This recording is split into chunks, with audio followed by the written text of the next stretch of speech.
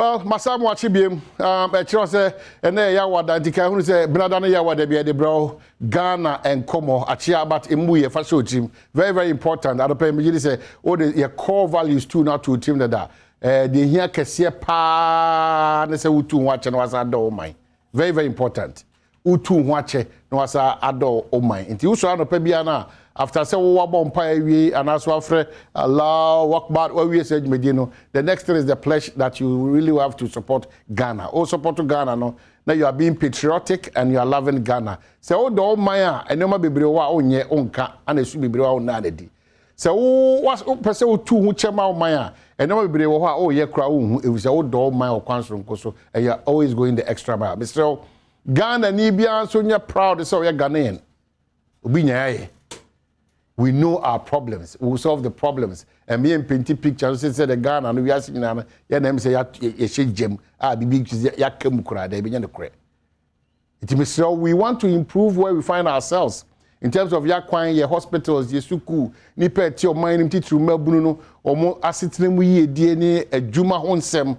We want to improve the banking system, road network, get telecom. No ma be brain e pese improve.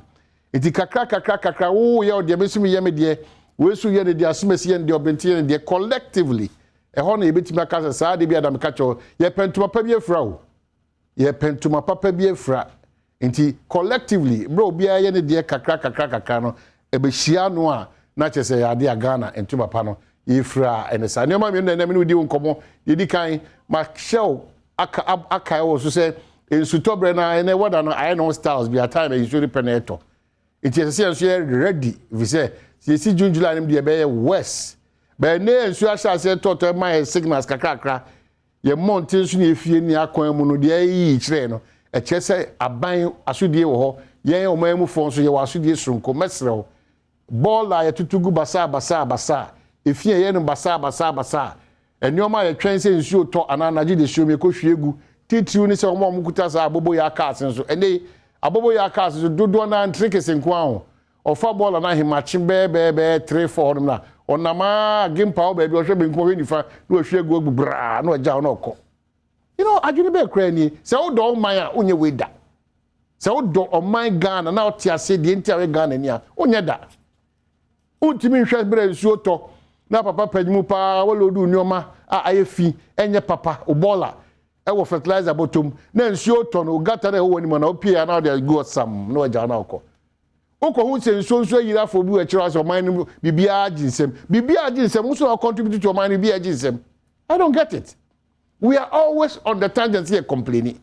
O man na say yo and it's go ayo and yakwa wo so kura na wo no ya kwan ni bia ma no wow do pe kura speed ramp what to tum kwan ni nyina wow do pe watwa amna how the pipe to form how the coffee wow do people we are no jano sa once say o man ni mo ede usu no buy apart from responsibilities of government one kasa your contribution towards Ghana can kono one kasa wo say Ghana because we are taxi driver or airport also you do akogina airport say ahoho bia no mo ba omo ni be to no for mo coffee my asumi ugina airport obi show okoshiashi na o gire 150 cedis also kasa Ghana dem say ugina airport as a driver, taxi driver. Obishi okoshiashi, ufri akwantuma ba. Na oje the 150. Edi Ghana na yechichire no. Eti yenya sa ya kasa bribe, ya kasa sa free 1992 kasa nkwa. Obi e blame obi. But also your problem, me your problem. I need to get away from that problem. Na me call me nima Ghana call him. Also your problem. One kasa ni papa no obokro no otwitwa cable sanajo no na tipotemo. Unim sa oba no so a oye nyoma bia ensem fata unim se papa yi nyoma ya otwe nyina on customs officer bia konaive ontua to you know o port unim we no so no age je na bim se ye tiba mboabo ai ho yiye ho atan and die nyoma bi se adidi a and the Ghana that we are all looking out for, it will be a sham.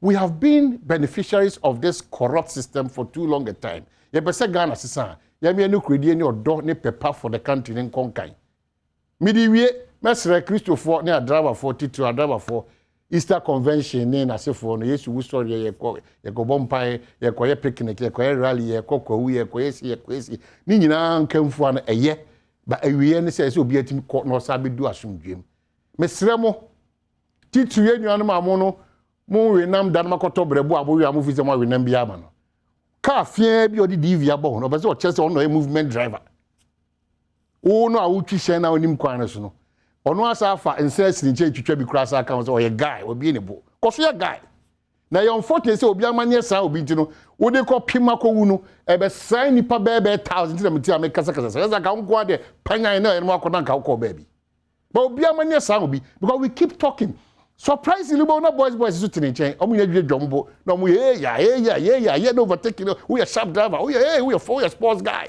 koso moto fonse ya catch am we do this time kwa na mo skills ba yesu ewu aso ju ti pejja moto ni ko wiem sia na hangi wiem na oba koso because the ekika nyina onti die nti a wankasa wo wiase onti die nti a we pie Ghana onti die nti a Ghana e catch us say tu hu chema Ghana na do Ghana. If you really understand why you're a Ghanaian and why you should go the extra mile to love Ghana and to be proud of Ghana and to be patriotic and your mouth phone be there's too much greed, corruption in the system. Where the enfant kwasha manje so ye suni e ban no say udu airport abo na immigration case officer da okosa na kamen ko say me fra kontum na ba obisa me kosa kamen ko say what check me kamen ko say. We are becoming too much of cutting corners country. We cut corners. Everything we do, we are cutting corners. Hospital, now call hospital. And no crano, ubedi last Ghana, no, nurse between more sick, no, a cutting corner, 100 minutes, one in a jump lie. Why? Bibia, cutting corners. Urabo so can I cast no more boy didn't know, Obia to tune in your mom's keke. Ah! Hey, what can I say? No, my benefit. Na pa sa no pe mu fan chemi se obi pa timini ne mapa ja omo na gu polythene bag black mu anopa na o ma chechire di akugu bolem na o ma kotu atuni gata na e do omo ni mo no ma na hey o man is serious o very very serious o man ya o timi gina o to phone na o de chiche rubber mama na first papa o be connect you to. This is the country we are living in. We know the people we are living with someone. We don't volunteer information. I'll call volunteer information because police service will call volunteer information. Police for na crab aku, the information. Oh my baby. Post for free G sika or quiet and you know you solve that problem. Every day, full glare. Me, I'm say back one say. Post for do na pa. Omojisa. Now na me contact so. Quiet so you know do no omojisa pa. We're not talking about it. It's your mind, your president teacher of mind. And we should stop blaming the political parties and politicians. We form the political parties. Now do one free service we the or Ghana need or Bekai until free baby and buy. Until performing magic if he doesn't have our support. We know they have a responsibility, but we also have a responsibility. Although you da de biameka, say so beto, asha se to. We don't be insure beto, asha se to. There's too much chaos and indiscipline in this country. And you'll be a ye. Young Kassan, ye criticize, and you'll be a critic. And Mamma Franco should be a critic problem. Yes, all the obey Kusukua, your system will be from Mako, and could you bribe? I'll focus to your bribe. And no be a could you 7,000 cities. If you bet my friend, Original, or 7,000. Now, force bill crazy. Yet, then she said, no, don't pay. Can teacher ni ana suku crowd koye or say they mean me kan mo dem beka e ka ochini pan me se me ba na so be sham you koso. They don't come and tell us that what could you 7,000 cities. Tiasre every bia da ye bejina kasa but if we are not careful we will continue to be a country where talking will be the order of the day but achieving results no there e be about the next 99 years. Ye nana no ma ba be take over this country because this generation they are demonstrating in Melbourne in Ketesia Wumi.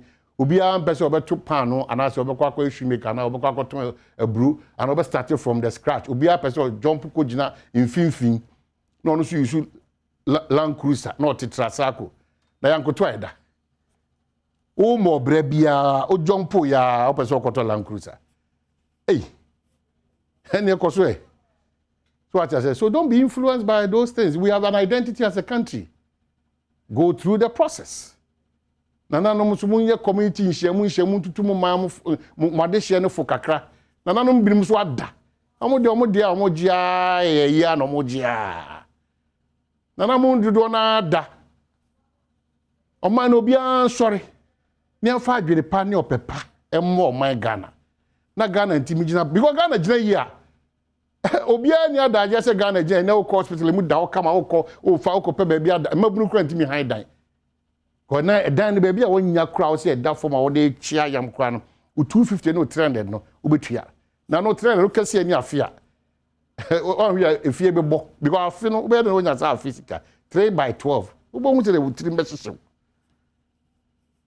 ti nyoma bebre koso a yebetime sia no kwan mesere mo maye moa ye ho ye ndi ne kura mo man Ghana ne yentu ye ho nche na ye mpanyimfo ne bi ne mo nso madaroma ye di musisi mia hodo no it is not to come in a mass wealth with your family and friends and girlfriends and uncles and nephews baby ye di ebi mo political party ebi nim sisi baby a na bi ho abufu too much o ba ne ye 3 seconds na wo no after the life united the Hollywood superstar Adom. It is only in this country now being a political power where Hollywood superstar. Who are over some year no mum ni be we it's getting out of hand. 2024 nyame de chair dia o the politicians be no be di tronche. 2024 o the mum be di tronche. Both political parties and to the citizens. Mum yan fire adwene nya adwuma kakra na nya say ye wo mi to MPP ye wo mi to NDC mi timi do ye mehwenye ye te wo mu di nsem no kura na wankasa wo di nsem kura so de mesisa bebesia yesu be sorry Sunday so na my birthday nti no kai mo pai bom na se ruade nkoso mama hodin mi nya hwe mi se kai mo pai bom yesu be sorry Sunday that Sunday na so ye ma woda he came and slam with you because beware of wild dogs. Whoa.